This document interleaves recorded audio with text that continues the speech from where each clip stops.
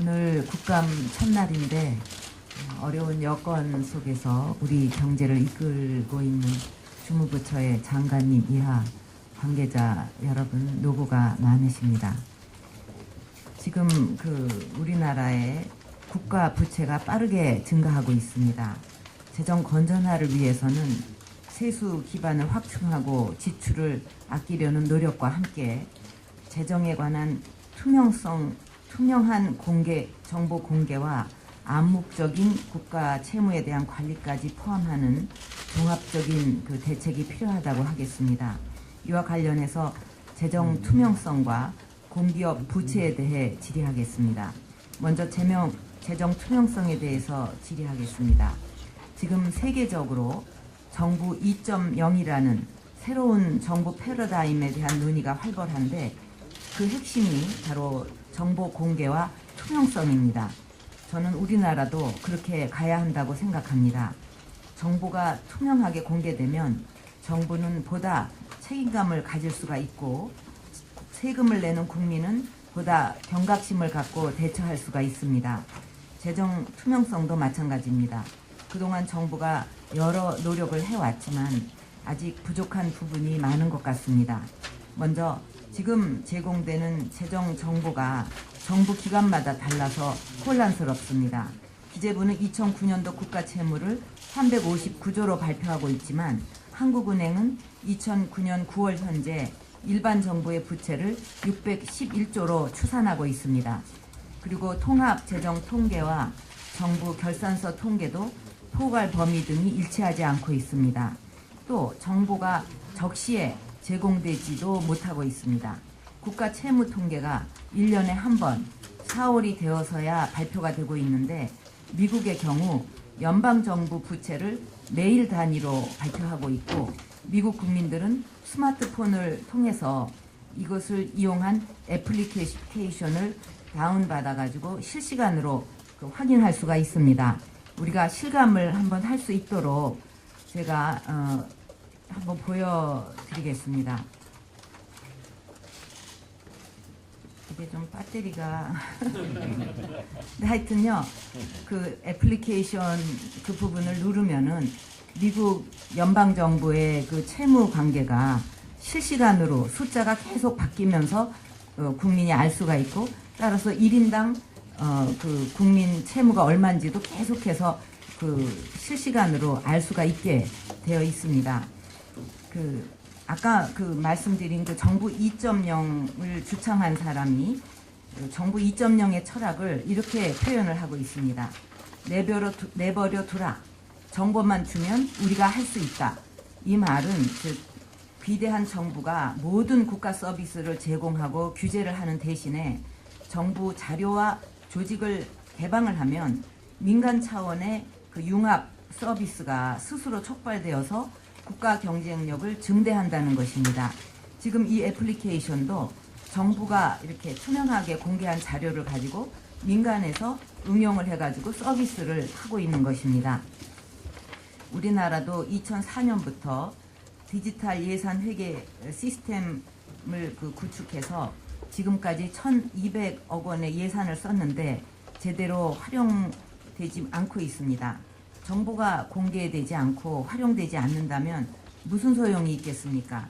우리도 이런 자료를 정확하게 만들고 공개해야 하는 것 아닙니까? 네, 박 의원님 질의에 전적으로 공감을 합니다. 지금 정부도 예산의 편성 단계에서부터 이러한 투명성을 제고해서 국민들과 소통하기 위해서 특히 올해는 편성 단계에서부터 국회에서 개입하는 기회를 만들어서 그런 절차를 거치고 있고요. 또 집행관계 공개 문제도 지금 말씀하신 것처럼 디지털 예산회계 제도를 도입한다든지 해서 지금 여러 가지 접근을 하고 있습니다. 좀 더 박차를 가해서 그러한 정보 공개의 범위가 확대되도록 노력을 하겠다는 말씀 드리고요. 정부 채무 관계도 아까 의원님 지적하신 것처럼 재정 통계 개편 작업이 진행되고 있습니다. 아까 한국은행 말씀하셨는데 지금 현금주의에서 발생주의로 이제 돌아가면은 지금 저희들이 우선 주체하고 관계되는 것은 아까 잠시 말씀드렸습니다만 한국은행이 포괄하고 있는 통계 포괄 범위하고 정부하고 지금 기준이 좀 다릅니다. 그래서 그것을 일치화시킬 필요가 있습니다. 그래서 한 번에 김해를 해결하고 있습니다. 작업을요. 그 다음에 이제 지방재정 통계도 원칙적으로 중앙하고 동일하게 같은 편제로 개편되어 가야 됩니다. 그래서 이런 걸 포함해서 지금 작업이 진행되고 있다는 말씀을 드리고요. 그 두 가지 방향 중심으로 하신 말씀을 앞으로 정책하는데 유의하겠습니다. 예, 그것을 실행하는 것은 정부의 의지가 큰 역할을 하고 있다고 생각을 합니다. 현재 그 디지털 예산 회계 시스템에서 제공되고 있는 정보가 상당히 제한적이지 않습니까? 그래서 이 부분에 있어서 제공되는 정보의 내용 그리고 업데이트되는 시기에 대해서 종합적으로 다시 한번 검토해 주시기 바라고요. 그렇게 하겠습니다. 지금 당장 여러 가지로 어렵다면은 그 부채 및 그 자산 통계를 분기 단위로 발표하는 것에서부터 시작할 수도 있다고 생각을 합니다. 그리고 그 장래 재정 운용 계획에 대한 정보 공개도 제도적으로 개선될 필요가 있습니다. 체계적인 재정 관리를 위해서는 법과 제도, 정책이 바뀌면 그 효과가 즉시로 그 중기 재정 계획에 반영이 되어야 되는데 지금 그게 안 되고 있습니다. 새로운 제도나 정책이 제안됐을 때 그 영향을 즉시 추정할 수 있도록 스코어 키핑 제도 같은 거를 도입하고 전망 결과를 공개하는 것이 필요하다고 보는데 여기에 대해서도 그 어떤 대책을 갖고 계십니까? 네, 논의를 하겠습니다. 그리고 다음은 그 공기업 그 재무 건전성 개선 방안에 대해서 질의하겠습니다. 국제 신용 평가사인 무디스와 피치가 한국의 공기업이 외국과 달리 정부를 대행해서 대형 국책 사업을 하고 있기 때문에 한국의 공기업 부채가 우려할 만한 수준이고 향후 재정 건전성 악화를 불러올 수 있다고 지적하고 있습니다. 공기업의 경우 우리와 외국의 상황이 다르기 때문에 국제 기준이 중요한 것이 아니라 어디서 얼마나 잠재적인 부채가 늘어나고 있는지를 파악해서 체계적인 관리가 필요하다고 생각합니다. 작년 말 현재 22개 공기업 부채는 212조 원이고 부채 비율은 2005년도와 비교해서 84.7%에서 152.9%로 거의 2배로 상승했습니다. 동기간 동안 국내 전 산업의 부채 비율은 111%에서 123%로 소폭 상승했습니다. 저는 공기업의 재무 건전성을 개선하기 위해서는 상업적 기능과 정책적 임무를 구분하고 경영평가 제도를 개선하는 것이 필요하다고 생각합니다. 공기업은 기업으로서의 이익을 극대화하고 또 공공조직으로서는 정책적 임무를 수행해야 하는 서로 상충된 목표를 가지고 있습니다.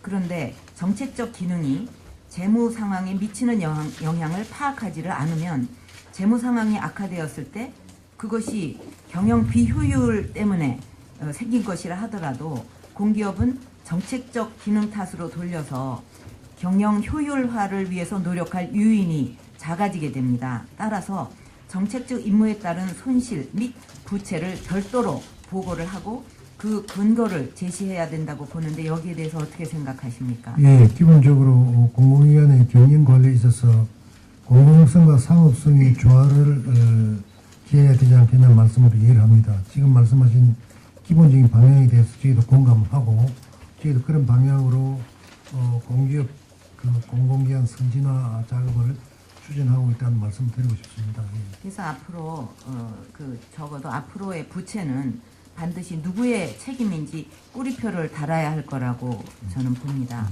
최근 IMF는 2007년도 재정 투명성 지침에서 공기업들이 하는 준 재정 활동을 재정 통계에 포함시킬 것을 명시하고 있습니다.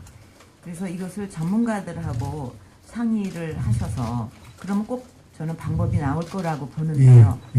그렇게 하시겠습니까? 그건 조금 이런 측면이 있습니다. 공기업이 부채를 정부가 국가 경영 운영, 국민경제 운영 전체 차원에서 국민에게 차지하는 하나의 부분이니까 관리를 해야 한다는 동의합니다만 이게 재정이나 국가 채무로 넣을 것인가 하는 문제는 글로벌 스탠다드에 맞춰서 그런 기준하고 글로벌 스탠다드를 맞춰야 한다고 생각합니다. 왜냐하면 다른 나라에서는 공기업 부채를 넣지 않는데 만약 우리만 넣어서 우리만 국가 채무가 필요해서로 많아지면 국제사회에서 우리나라의 신뢰가 그만큼 떨어지니까요. 또 반대로 다른 나라에서는 넣는데 우리가 안 넣으면 그것 또한 우리의 신뢰를 떨어뜨리는 길이 아니겠습니까? 그래서 뭐 그러한 것을 편제 파문하는 것은 국제적인 흐름하고 맞추어서 그렇게 편제를 해야 한다고 생각하고요. 예. 관리는 굉장히 신경 써야 한다는 그 부분 저희들도 유의하겠습니다. 예, 그래서 뭐 포함을 시키든 이거 조금 남았습니다. 포함을 시키든 안 시키든 이것이 누구의 책임인가, 정책적인 데서 나오는 것이냐, 경영 비효율에서 생긴 것이냐, 이런 것을 분명히 적시를 해야 될 필요가 있다고 네, 생각을 그래야 합니다. 그래야 효과를 예. 볼 수 있다고 생각합니다. 예. 그리고 경영 평가 제도의 개선도 필요합니다. 현재 평가 기준이 모호해서 피평가 기관의 그 경영 개선에 별다른 도움을 주지 못하고 있습니다. 현재 비계량 지표가 50%나 되는데 기관들의 수용도를 높이려면 계량화가 중요하고 비계량 지표도 좀 더 표준화와 그 유형화가 필요합니다. 그리고 향후에는 이것도 기금처럼 공기업 존치 평가 제도를 도입을 해서 3년에 한 번 정도 정책적 임무가 아직도 유효한지 점검을 해서 존치 이유를 평가하는 것이 필요하다고 봅니다. 이렇게 경영 평가 제도를 개선하는 문제에 대해서 어떻게 생각하십니까? 네, 그 평가 지표의 개선과 관련해서 말씀하신 대로 계량적인 것과 비계량적인 것 이런 부분이 다 공동으로 접근해야 한다고 생각합니다. 그래서 지금 현재 평가 지표가 적절하게 회사의 경영 상태를 만족하게 표현하고 있는 부분에 대해서 그 일부 의문이 있는 부분 사실입니다. 그래서 지금도 우리가 TF를 구성해서 이 평가 지표 개발을 지금 논의를 하고 있습니다. 그래서 금년 말까지 어떤 결론을 다시 한번 내려고 합니다. 그래서 그 과정에서 의원님 말씀하신 것을 유념하도록 하겠습니다. 예, 이런 평가 기준이 정확히 이렇게 잘 나와 있어야 그렇습니다. 예. 어떻게 잘해보려고 노력을 할 수가 있지. 그렇습니다. 그렇지 않으면 뭘 어떻게 잘해야 될지도 모르지 않겠습니까? 특히 이제 CEO들이 그것을 하나의 준칙으로 받아들여야 하니까요. 예, 예. 그렇습니다. 이상입니다. 감사합니다. 예, 수고하셨습니다.